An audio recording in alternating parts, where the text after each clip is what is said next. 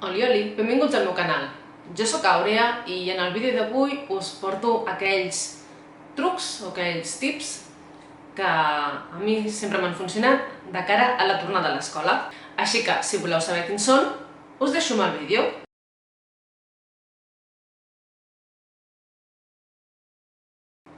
Punt número 1. L'agenda. Per mi és molt important tenir una agenda, sobretot en època d'estudis. Si ja ho és sempre, en època d'estudis ja és exagerat. Així que jo sempre tinc una agenda. Com va veure l'últim haul, aquest any tinc aquesta de Moderna de Pueblo, però bueno, serveix qualsevol agenda escolar, en realitat. I del tipus de la vostra preferència. A mi m'agrada que sigui de setmana per pàgina, com aquesta, perquè pel tipus d'estudis que jo he estat fent, sobretot els últims anys, amb aquesta ja em va bé. Pot ser de dia per pàgina si teniu necessitat d'apuntar moltes coses, això ja va a cadascú. Jo el que faig és que abans de començar el curs, més o menys els primers dies de curs, apuntar totes aquelles dates que ja d'entrada sé que són importants, èpoques d'exàmens, si tinc ja les dates d'entrega de treballs, més o menys, ja les apunto.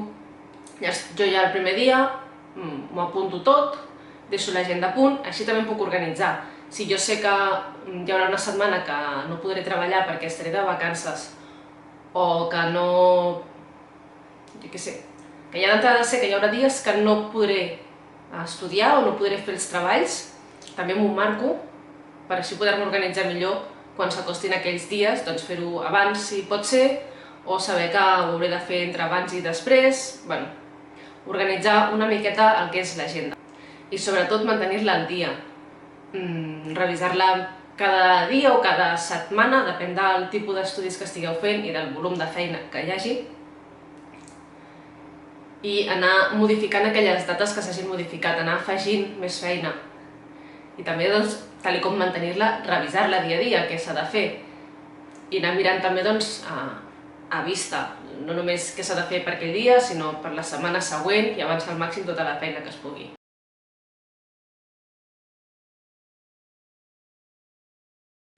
Punt número 2. I és que a mi em va molt bé assignar a cada assignatura un color.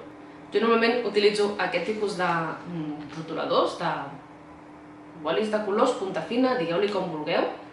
Són els típics de Stabilo.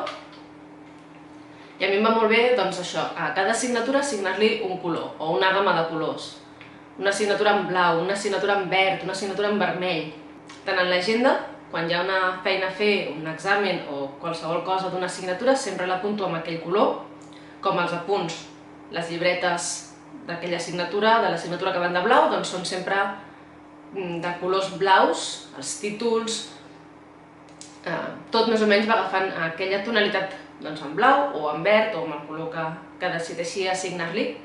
Així visualment em resulta molt més fàcil diferenciar, sobretot si vas en paper, en un carpesà, ràpidament, només fent una ullada, pots veure, mira, aquestes zones blaves d'aquesta assignatura o aquestes zones verdes d'aquesta altra assignatura. A l'hora de posar marques o pòstits o coses d'aquestes, també intento seguir unes tonalitats per cada assignatura.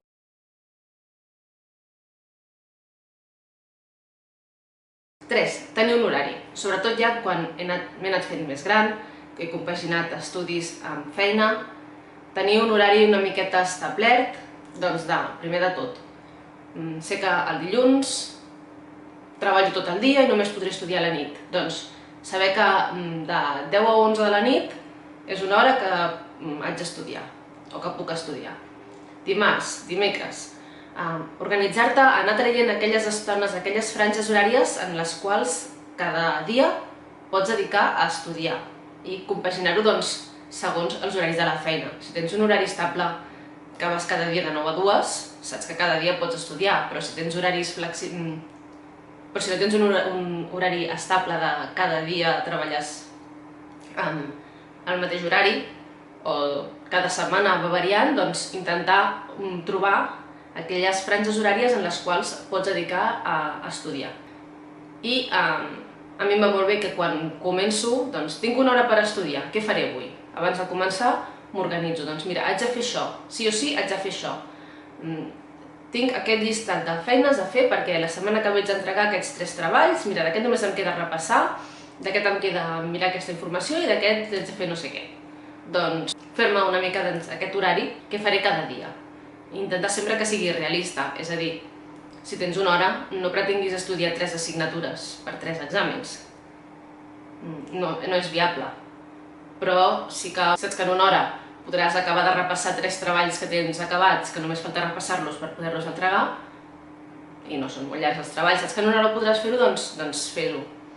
Sempre pot haver-hi aquell dia que hi hagi una assignatura que se't liï més del compte i no puguis acabar la feina quan ho tenies previst, però bueno, més o menys tenir clar què vols fer aquell dia, quines tasques has de fer, començar per aquelles que sí o sí has de fer aquell dia, i sobretot que sigui realista el que vols fer.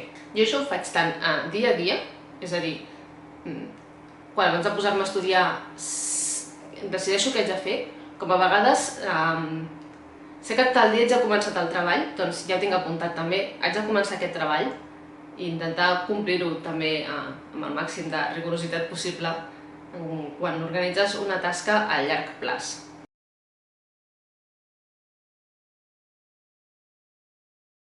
I ja per quart, la zona de treball. Per mi sempre ha estat molt important tenir una zona de treball i no anar canviant. No, avui estudio al menjador, demà estudio a l'habitació que tinc la taula, demà passat vaig a no sé on estudiar. Tenir una zona de treball establerta i tenir-la acondicionada per treballar. És a dir, tenir-hi el mínim de distraccions possibles. Això, si és una habitació multiusos, és més difícil, però intentar, doncs, que com a mínim a la taula no tenir-hi les distraccions. Si saps que no necessitaràs tenir la taula plena de llibres, no els hi tinguis. Buida-ho. Tenir la taula lliure ajuda. Si no necessites l'ordinador, si és un ordinador sobre taula, tingue'l apagat. Si és un portàtil, guarda'l. No et distraurà, t'evitarà molèsties allà al mig. El mateix passa amb el mòbil, el mateix passa amb la tablet, passa amb les mosques que puguin volar. Tots són distraccions possibles, així que evitem-les, traiem del mig tot allò que ens pugui distreure. Lligat una miqueta amb el punt 1 de l'agenda, a mi em va molt bé tenir, entre la zona de treball, en un suro o on sigui, normalment en un suro, un calendari mensual, que sigui de tamany A4, per exemple, on pugui ràpidament veure com tinc aquell mes de càrrega de feina. I anar apuntant totes aquelles dates importants, també, a part d'anar a l'agenda, tenir-ho en un calendari mensual. I per mi, sobretot, molt important és, en el moment de posar-se a estudiar, és tenir tot allò que puguis necessitar a mà. Ja no només tenir el llibre d'aquella assignatura, la llibreta, els bolis, colors, no sé, regla calculadora, tot allò que sigui tan específic de l'assignatura, que és molt important. I a part d'això, tenir, jo soc de beure molta aigua, tenir una ampolla ja plena d'aigua a la taula, tenir-hi snacks, tenir-hi un got de llet amb colacao, no sé. Tot allò que puguis necessitar durant les hores que puguis estar estudiant i haver d'evitar al màxim fer viatges a la cuina o fer el mínim de viatges a la cuina. Així que per mi sempre ha estat molt important i sempre he tingut la taula plena de menjar i de begudes, en realitat, doncs per això, per evitar aixecar-me. I perquè diuen que amb dolç el temari entra millor, jo sempre he estudiat amb un got de llet amb colacao. No sé si això influeix. Bé, i fins aquí el vídeo d'avui. Espero que us hagi agradat. Si és així, doneu-li m'agrada, subscriveu-vos al botó vermell que hi ha aquí baix i deixeu-me a baix a comentaris quins són els vostres trucs de tornada a l'escola o de tornada als estudis.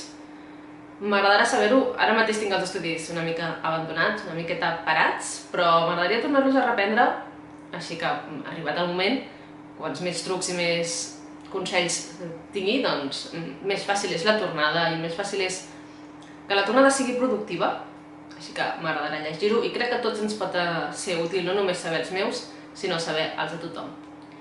I res més. Jo us deixo fins al pròxim vídeo. Adeu!